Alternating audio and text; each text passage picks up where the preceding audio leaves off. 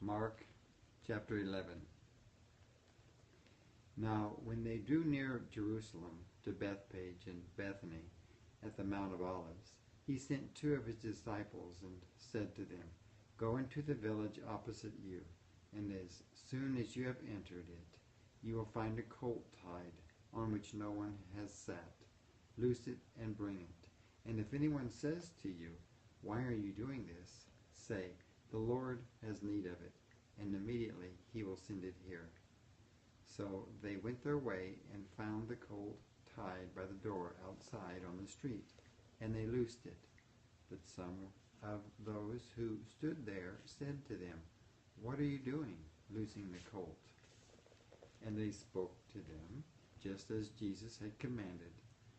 So they let them go. Then they brought the colt to Jesus and threw their clothes on it, and he sat on it. And many spread their clothes on the road, and others cut down leafy branches from the trees and spread them on the road.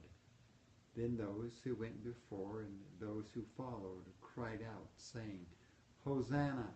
Blessed is he who comes in the name of the Lord. Blessed is the kingdom of our father David that comes in the name of the Lord. Hosanna in the highest." And Jesus went into Jerusalem and into the temple. So when he had looked around at all things, as the hour was already late, he went out to Bethany with the 12. Now the next day, when they had come out from Bethany, he was hungry. And seeing from afar a fig tree having leaves, he went to see if perhaps he would find something on it. When he came to it, he found nothing but leaves, for it was not the season for figs. In response, Jesus said to it, "Let no one eat fruit from you ever again." And his disciples heard it. So they came to Jerusalem.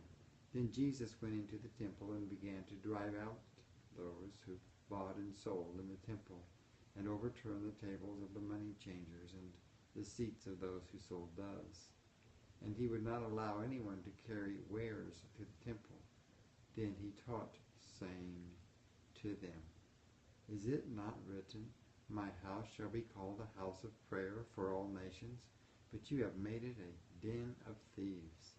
And the scribes and chief priests heard it and sought out how they might destroy him, for they feared him, because all the people were astonished at his teaching.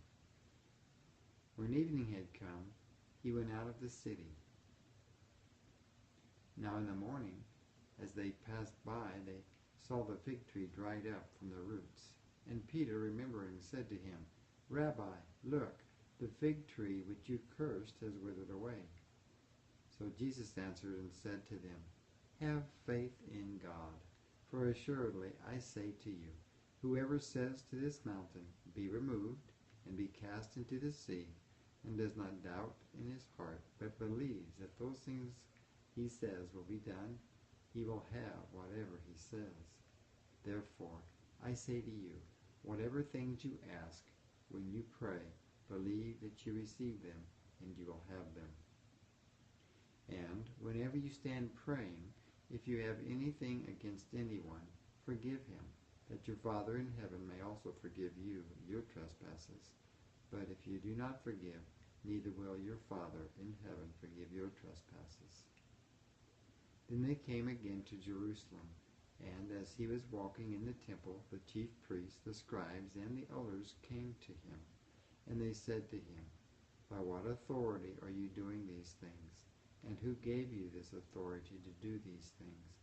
But Jesus answered and said to them, "I also will ask you one question. Then answer me, and I will tell you by what authority I do these things. The baptism of John, was it from heaven or from men? Answer me." And they reasoned among themselves, saying, "If we say from heaven, he will say, 'Why then did you not believe him?' But if we say from men," they feared the people, for all counted John to have been a prophet indeed.